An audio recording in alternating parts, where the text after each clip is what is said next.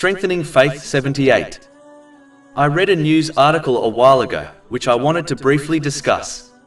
It reported on the rise and fall of tyrannical leaders. It is important to learn that no matter how much physical or social strength a person has, a day will certainly come when they face the consequences of their actions. In most cases, this occurs during their life, where the actions of a person leads them to trouble, such as prison, and eventually they will face the consequences of their actions in the hereafter as well. This applies to all people, not just leaders. A Muslim should therefore never mistreat others, such as their relatives. They should learn a lesson from the tyrannical leaders of history who were greater in strength than them.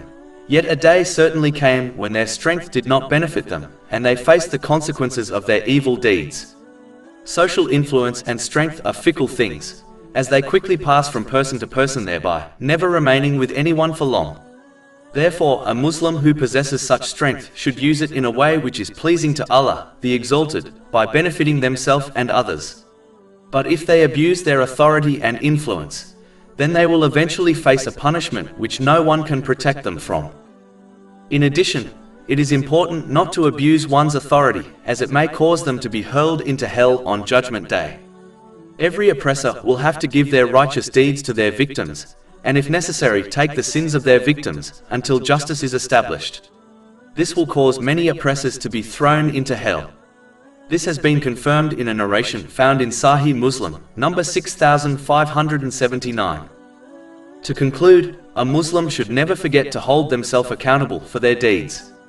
Those who do will avoid disobeying Allah, the Exalted, and harming others.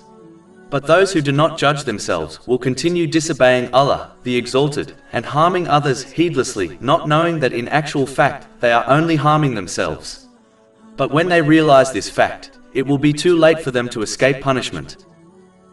Over 400 free ebooks, audiobooks, infographics, podcasts and blogs available on our website, www.shaykhpod.com.